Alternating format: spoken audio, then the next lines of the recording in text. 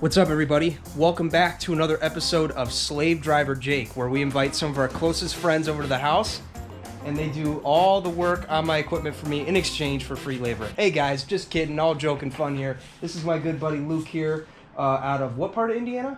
Crown Point. Crown Point, Indiana, literally 20 minutes away from me. Fun fact about Luke here, he actually helped Alan and I with our project lawn. He supplied us the FERT that we needed to jump that lawn and get it started. So yeah, Luke's a good friend of mine. He's been around for a while, and he's actually going to be a generous friend and change the oil while I get to sit here and watch. So cool. By the way, I'm not just watching. I'm going to be getting that buttery B-roll. So with that being said, let's bring in that music. Let's bring in those matte bars, and let's get to the buttery goodness.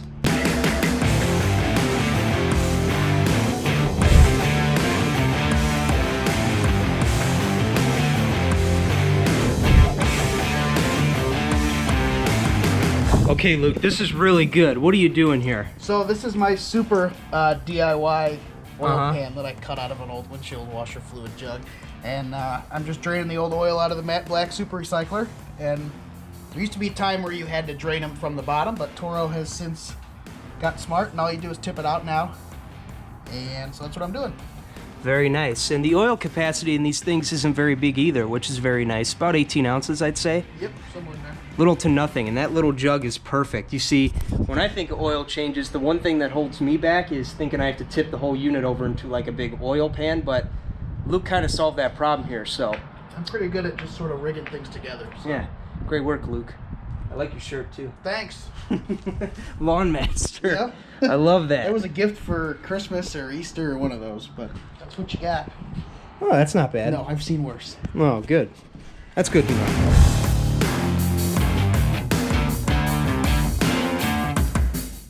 All right, Luke, go ahead and tell us what we got here. I bought this, but you know. Picked up the Toro maintenance kit, and these are available pretty much wherever Toro genuine parts are sold. It's got an air filter in it, it's got a bottle of oil, and a spark plug in it. So everything you need to do a complete tune-up yourself. They make it super DIY friendly, and it's pretty much everything in the kit you need to do the basics to keep your engine healthy and running. So perfect.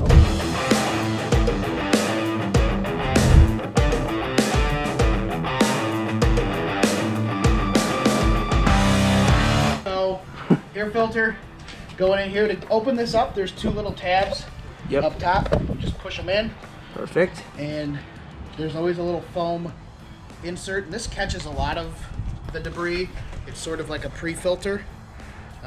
That's good to kind of blow out a couple times a season, especially as you get towards spring when you're chopping up leaves that were in the lawn, and then fall when you're chopping up a lot of leaves. That fine dust gets in there and really messes things up. So always pay attention to the way that it came out. You don't want a backwards air filter. It's like that time Alan put his blades on upside down. Oh yeah, no thank you.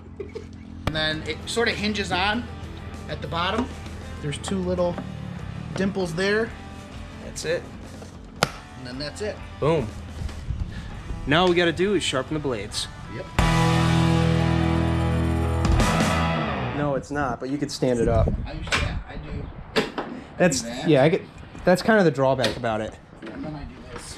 Yeah, you could just tip it right up. There you go. A little dirty under there. That's okay. We'll get that. Sockets out of the car. Oh, you brought sockets. You're the man. I don't even have to get my tools out. Once in a while I think. You know, my dad tells me I never think, so that's better than nothing. Yeah, real quick, let's film this. Okay, this is good.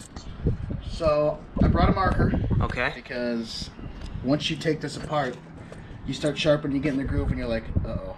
So I usually just either put an X or I'll write lawn. And all you need to do is have it last until you put it back on. If it wears off, then next year you can, ideally it'd be good to use white, but all right. I have 500 black markers at home, so. And then, do you do butter knife sharp or razor sharp? I usually do butter knife if I'm feeling like I have a lot of time and I'm confident in my abilities. I'll do razor sharp. Okay. But I haven't had any issues with butter knife sharp. Butter knife is fine. If you keep it sharpened like you're supposed to, you don't have to worry. I sharpen it monthly, so that's not a problem. That's the way to do it.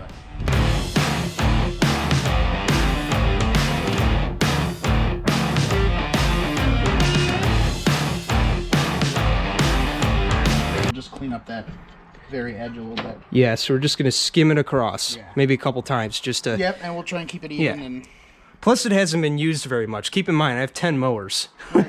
It's not spinning. Oh, that's why. Okay, perfect. had me nervous. Had me nervous too.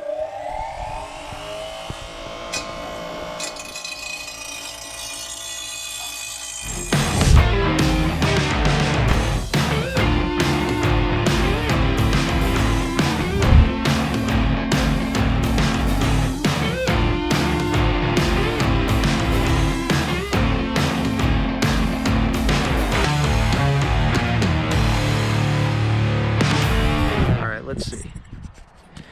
All right, there we are, all done. Luke, thank you so much for coming. Appreciate it.